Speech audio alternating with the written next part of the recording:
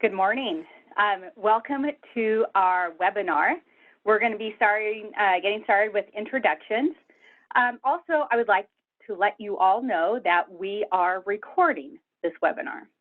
So my name is Marin Johnson. I'm Associate Director for Preparation and Credentialing for the Professional Educator Standards Board. And I'm joined here today by a few of my colleagues. Jisoo.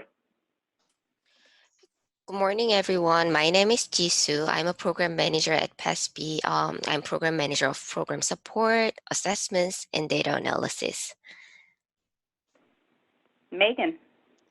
Good morning, everybody. My name is Megan Moore, and I'm the Preparation and Credentialing Program Assistant, and I'll be helping Marin with the webinar today. All right, next slide, please. So today on our webinar, please use the Zoom Q&A feature to submit any questions that you might have. We're going to be responding to questions at the end of this presentation. In addition, we have slides and materials available at this link. We have an online folder for our slides and materials. Within the next few days, we're going to be emailing out the slides and materials to all of our registrants. Next slide, please.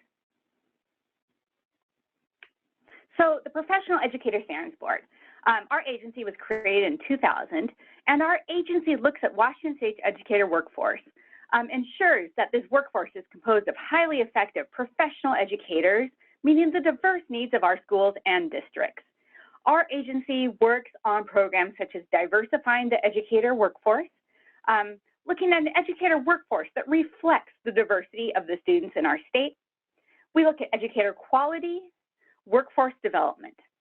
In addition, we have the Para-Educator Board, and our Para-Educator Board is relatively new. It was created in 2017. The Para-Educator Board establishes requirements around our Paraeducator Professional Development Certificate Program and looks at increased opportunities for paraeducators throughout our state. Both of our boards are composed primarily of practicing educators. Next slide, please. Our work stretches across the career continuum. Our board does educator preparation program approval and review. Our board looks at the placement of educators through assignment policy. We examine retention strategies and really truly access and identify early on in an educator's career, even students like high school students that are recruiting Washington Teachers Program. We look at encouraging individuals to consider an educator profession, a profession in education.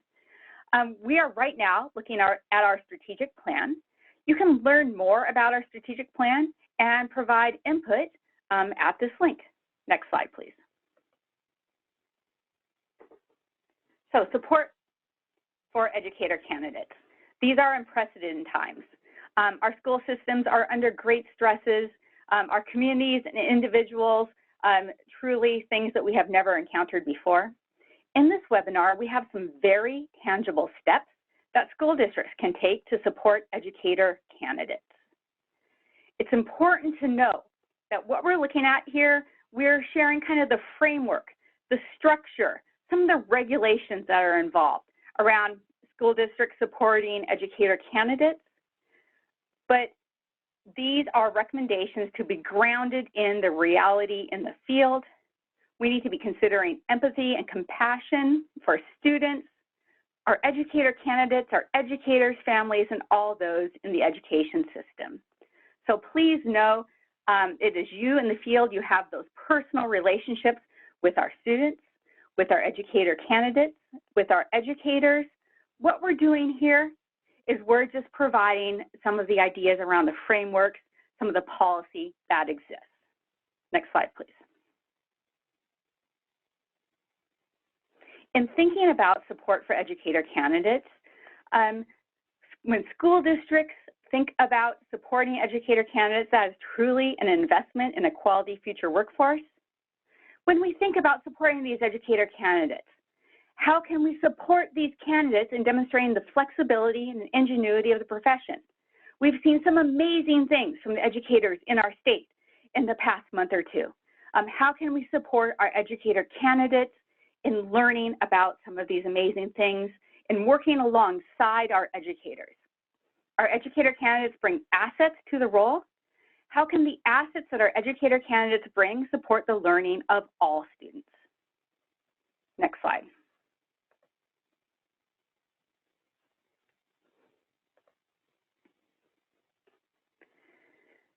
So our current health situation provides some challenging circumstances. It's important to know that school districts are very uniquely positioned to provide some specific supports. In some ways that actually preparation programs and other organizations really were looking to school districts at the moment. School district personnel are the intended audience for this webinar, and most of the information we're presenting here relates to teacher candidates. We realize there are people from all roles on this webinar, and you are welcome, but we've framed this information for school district personnel.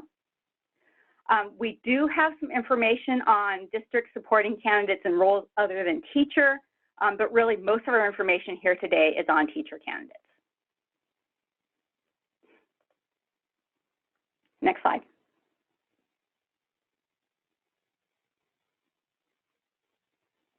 There's 3 areas of focus in our webinar. So think about, what are we talking about today? Here's what we're talking about.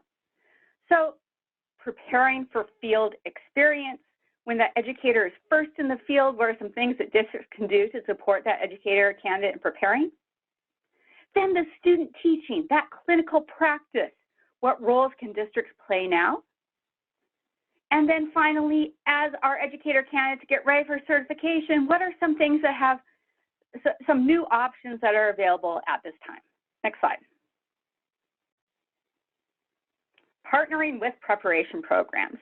As school districts look at ways they can support educator candidates, it is extremely important to think about first with partnering with preparation programs. These partnerships between the districts and the preparation programs are key to supporting the educator candidates, responding to local workforce needs. It is extremely important that districts work closely with their program partners. We have a list of all of Washington State's approved educator preparation programs right there, available at this link. If there's a school district who's wondering about contact information or about potential future partnerships, we want to make sure to provide you with that link of approved programs. And also, important to know, one of the reasons these partnerships are so important is that in this webinar, for example, we're presenting on state-level policy for educator candidates. However, preparation programs may set their own requirements above and beyond state-level policy. Districts need to work closely with the preparation programs so they know what are some of the specific program requirements that may exist for their educator candidates. Next slide. We also want to hear from you. We have a survey available at this link. It's very, very brief. We're looking at our future outreach to districts and ways that we can strengthen PESB's future outreach to school districts in supporting educator candidates. We want to know what resources, information you think would be helpful to school districts. So please share your ideas in this brief survey. In our follow-up email in the next few days, we'll be sending out another link to the survey. We'll be sharing the link to the survey at the end of this presentation. Next slide.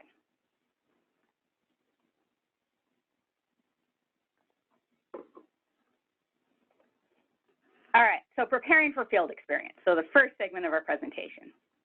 Now, prior to any field experience, all educator candidates are required to have a clearance in place or hold a valid certificate.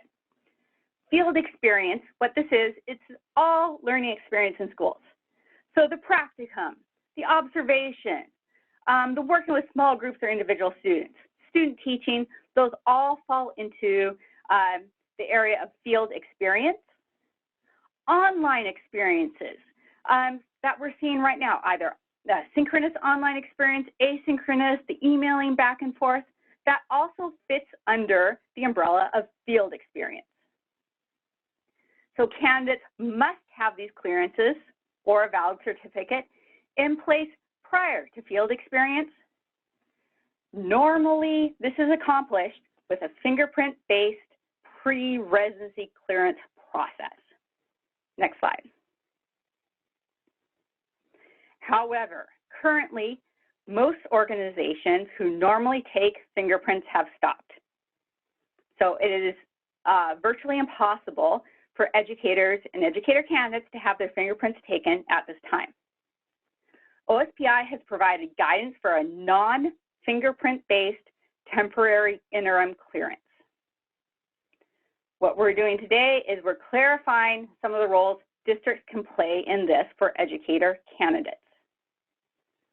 So this non-fingerprint-based temporary interim clearance, it cannot be initiated by preparation programs.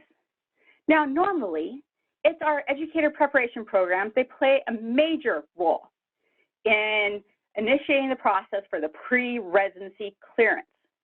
In this case, however, it is the school districts who are hosting our student teachers, our other field experienced candidates, and it is, so it's the school districts who must initiate this process.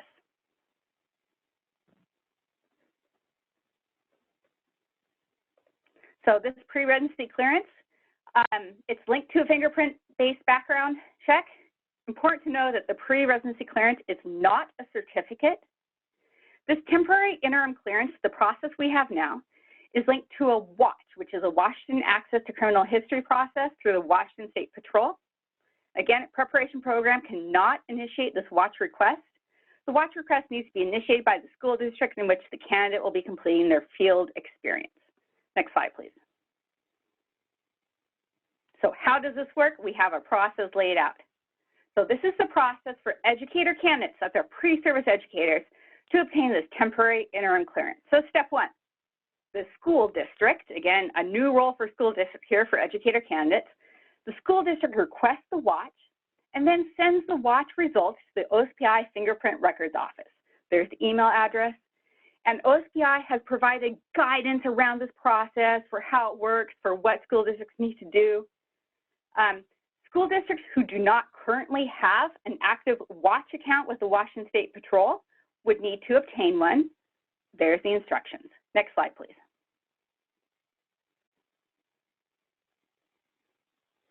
Next step. So then, after initiating the WATCH request, then the district will need to initiate an application for a limited certificate. The district initiates this application through the OSPI certification office. Turns out there's lots of different kinds of limited certificates. Which one would work best for a pre-service educator trying to complete their field experience? We're going to be providing some guidance here. After the district initiates the request for the limited cert, then the candidate themselves completes the certificate application. OSPI certification office would issue a permit for that specific certificate, provided all the requirements are met. And then the candidate can proceed with the field experience in the school district. Next slide. So selecting the right certificate for this permit. This is an unusual process and an unusual time. Important to note, districts are not required to hire candidates for the certificate they request. Rather, this certificate allows the candidate to complete their field experience, that practicum, observations, the student teaching, all the things that are involved in field experience. So how would this work? Which is the best certificate for this? So an emergency substitute certificate, that would be the one that would work best for many of our teacher candidates trying to complete their field experience. Emergency substitute certificates, they have a validity period of 2 years. Important to know, these are district specific. So if a candidate were to be completing a field experience in multiple districts, they would need each district to do this. There's also an intern substitute certificate available. This intern substitute certificate has an expiration date of June 30th of the school year requested. That's a pretty limited time frame. So this time frame, that time limit, it could be very restrictive for candidates in many roles. Next slide, please. All right, now we do have some candidates who are in Alt Route 4. It's an alternative preparation program, Route 4. And sometimes the districts are like, yeah, we think we're going to hire this person. We anticipate hiring this candidate to serve in a teacher role or a CTE teacher role. A conditional teacher certificate or a conditional CTE certificate would be very appropriate. So if the district is anticipating hiring the individual, really a conditional certificate is going to be the way to go here. A conditional certificate could also serve for some principal candidates completing their field experience if they happen not to have a valid educator cert, and also for certain ESA roles. We provided the links there. Next slide, please. For more information, if you're like, how do I apply for that limited cert? What's really the right one? The OSPI Certification Office is going to be where you want to go. There's a link to their website and also their email address, cert@k12.wa.us. If you have questions on the watch process, fingerprinting, alternative fingerprinting, please contact the OSPI Fingerprint Records Office, and you can see their email right there. Next. So students, so now we're at the next segment of our presentation, so segment 2 out of 3. So student teaching and the edTPA. All right, what role can districts play at this time? So districts and cooperating teachers, they can identify opportunities for teacher candidates to continue their contributions to educational opportunities for our students.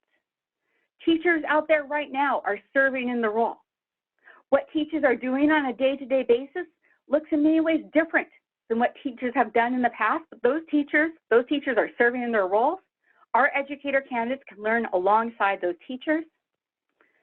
Think about the ways that teachers are serving at this time in your districts. What are some ways that those educator candidates can also serve? Important to include the educator candidates if you think about the roles of teachers right now. Next slide, please. Student teaching is flexible. This is actually not new policy. This is existing PESV policy. And this is our policy around clinical practice.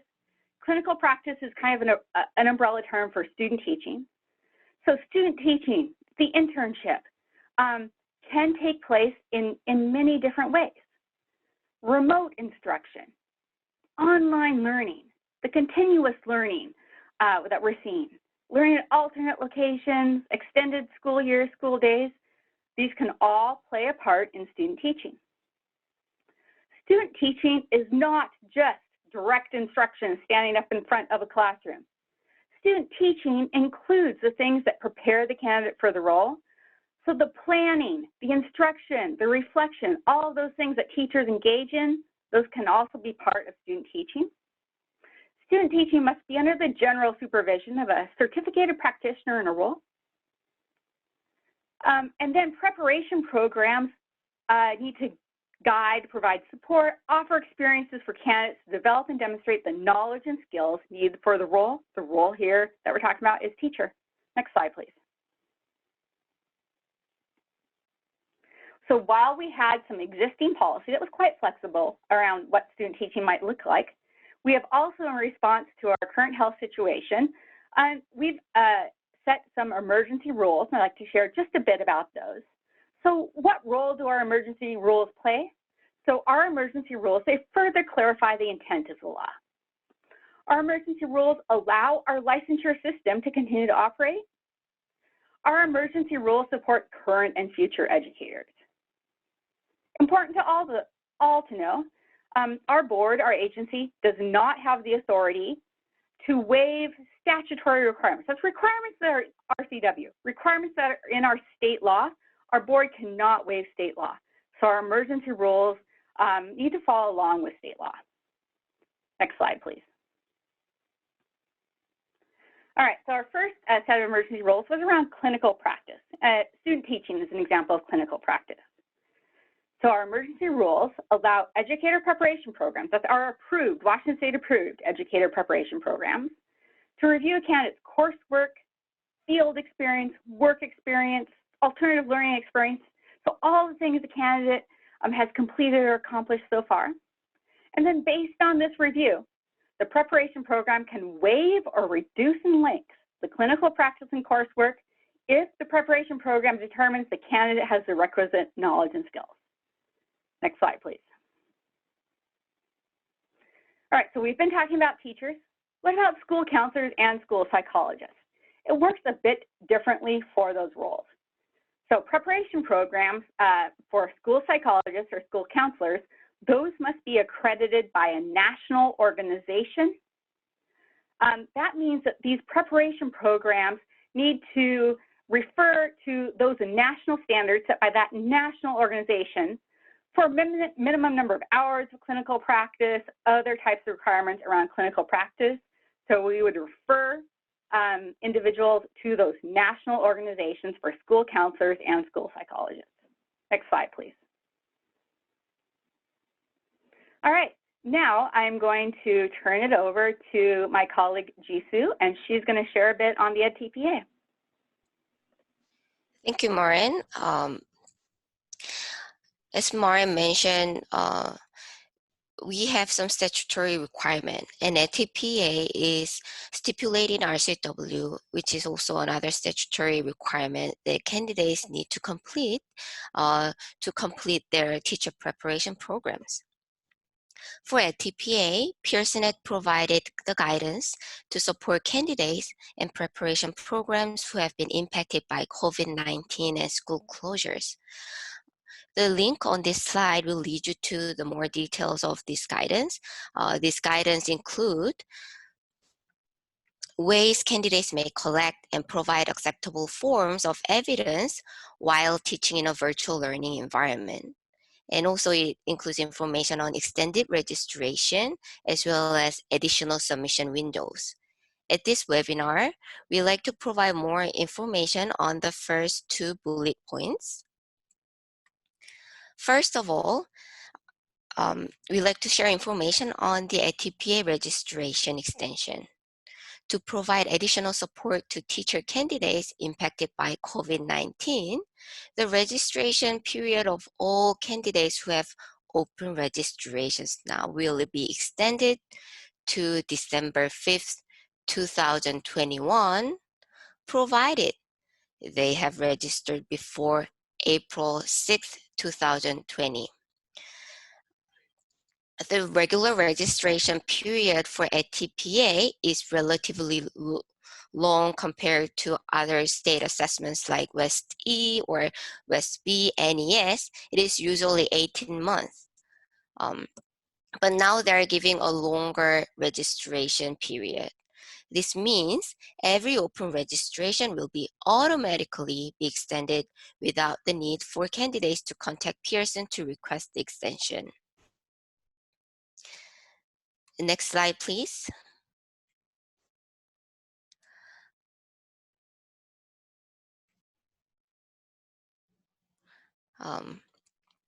Megan, can you go over to the next slide? And we like to also share information on the virtual completing edTPA in the virtual learning environments. The edTPA program has a virtual learning environments option available to candidates who prepare and provide instruction to students in virtual learning environments. As you know, now school districts impacted by COVID-19 may be using virtual learning environments for delivering instruction to students during the remainder of the school year. This option is currently accessed through an alternative arrangement process. And preparation program edTPA coordinators need to submit this request for their candidates. So districts should contact programs if you have any questions on how to access this option for your student teachers. Next slide, please. Here's more information on how to complete edTPA in virtual learning environment due to COVID-19. Districts and cooperating teachers can assist student teachers in identifying opportunities to support P12 students in virtual learning environments that allow the teacher candidate to capture forms of evidence they would be able to submit the edTPA. So programs and their P12 school partners collaboratively should determine if the virtual learning environment is an appropriate and viable option for candidates and learners. Here's the link. On this slide, there is a link. Can you go back to the previous slide? Thank you. On this slide, there is a link to the guidance regarding edTPA in virtual learning environment, and it provides further information on preparing an edTPA for portfolio while engaging students in a virtual learning environment. So if you'd like to learn more about this guidance, please click this link on this slide deck. Can you go to the next slide? Thank you. This is also important information that we like to share.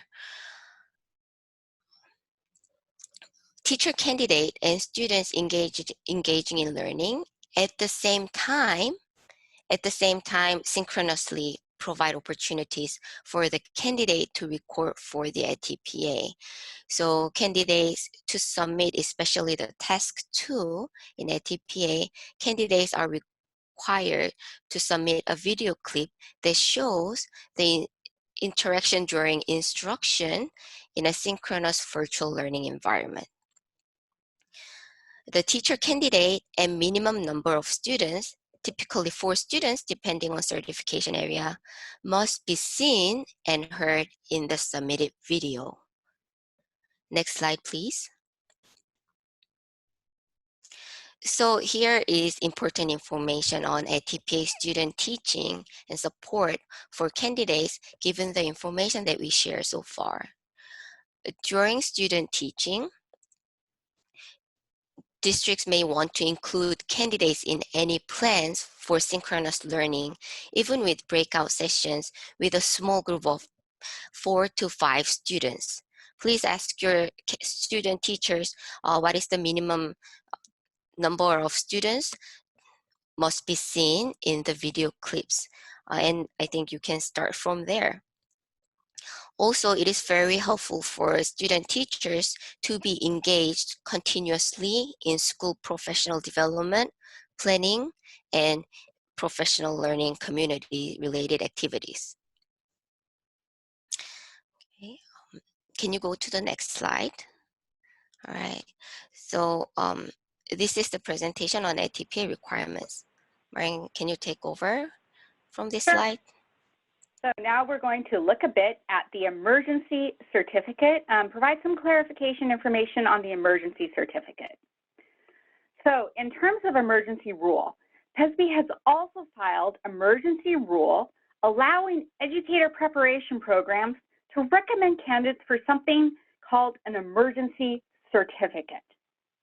And preparation programs can recommend candidates for an emergency certificate provided those candidates have met all of the requirements for program completion with the exception of one or more of the assessment requirements. So provided candidates have met all the requirements for program completion except for, say, the content knowledge assessment, WESD or NES, or except for example, the edTPA, the performance assessment.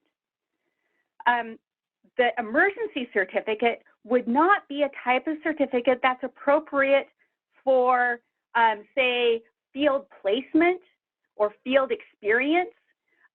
So candidates who are very early in their student teaching trajectory, they're just doing their first practicums, first serving in the role as a student teacher, those candidates would not be eligible for an emergency certificate because the emergency certificate is for educators who have completed all the program completion requirements except for one or more of the assessment requirements.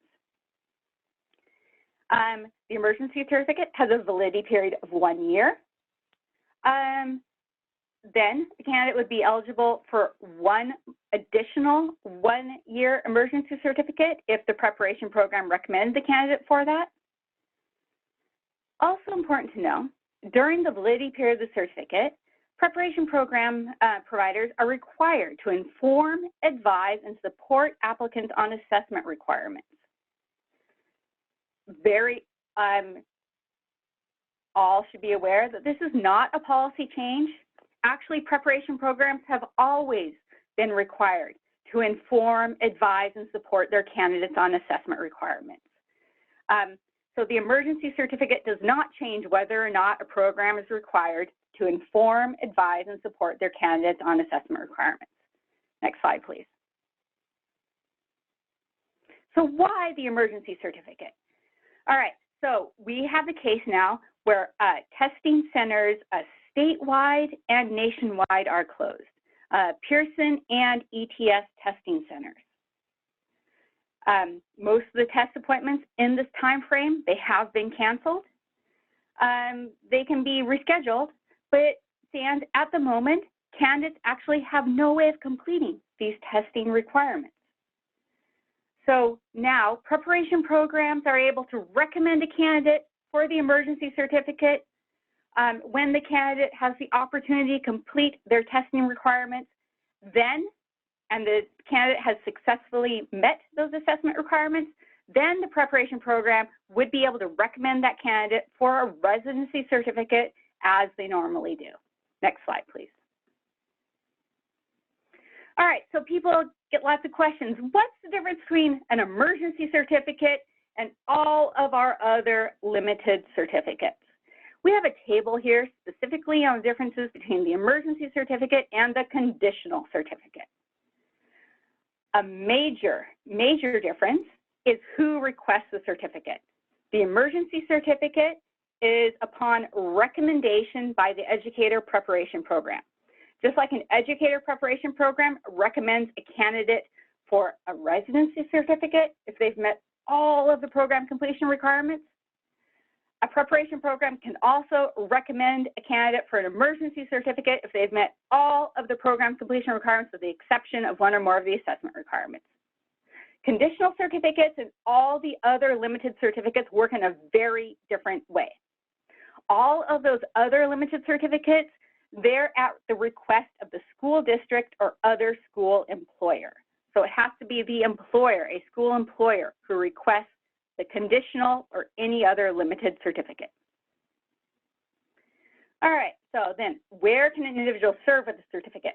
Emergency certificates, because they're upon recommendation by the program, they are held by that individual.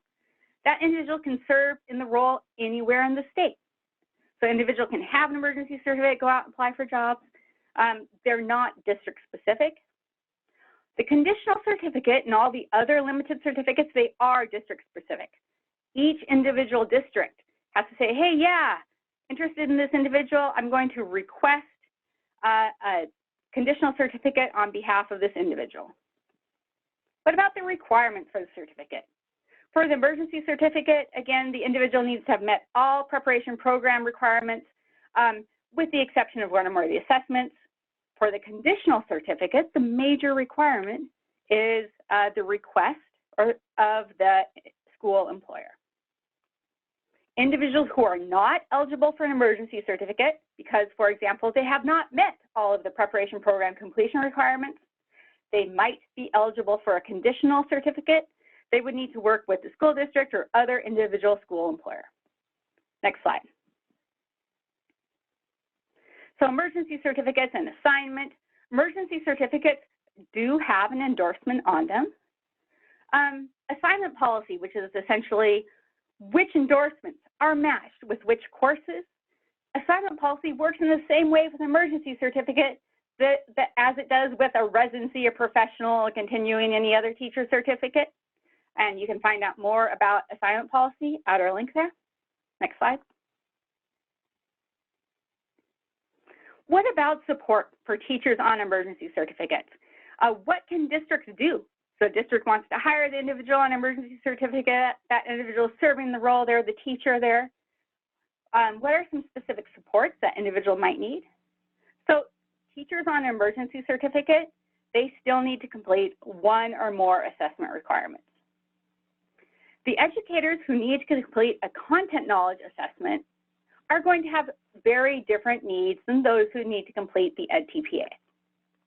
So for the content knowledge assessment, those educators, they need to go to a testing center somewhere. They need to complete a content knowledge assessment test. They need to pass it. The edTPA, as Jisoo explains, the program, it's a performance assessment, very different types of requirements. so think about this. What can districts do? So are there roles for new teacher mentors or instructional coaches in the districts in providing some support to those on emergency certificate? And just for more information about content knowledge assessments, please know we have sample questions. The test frameworks are available at that link there on that slide. Would there be time in PLCs or self-directed professional learning time for these educators? Would there be sub-release time? These are all ideas to consider. Next slide, please. All right, so for more information, we have some places to go. We have a website available with all of our coronavirus-related resources. So you can see the announcements about our emergency rules, the program waiver of clinical practice, the extension of certificate expiration dates for our current educators, the emergency certificate. Our announcements are all there. We also have some guidance available. So we have guidance on providing clock hours online. We have guidance on our flexibility in clinical practice and student teaching, and then some further guidance to preparation programs. Next slide, please. We're going to have some resource materials for you to share. We'll be sending these out to you in the next few days. You can also access them right now at that link. So in this resource materials folder, we have this slide deck available for your use. We have an email template. Would you like to share some of this information with others in your organization? Perhaps put it in your newsletter, something like that. Other communications, we have an email template you can modify for your use. We have some one-pagers on student teaching during COVID-19. We also have a handout on the non-fingerprint clearance, that watch process. What are the steps around that? Next slide. Please stay informed. So we have sign up for our newsletter, keep up to date with PESB policy and programs. You can join us on Twitter and Facebook. Next slide. And we do want to hear from you. What are your ideas around ways that districts can support educator candidates and how PESB can provide information and resources on district supporting educator candidates? Again, a very brief survey. Share with us your ideas.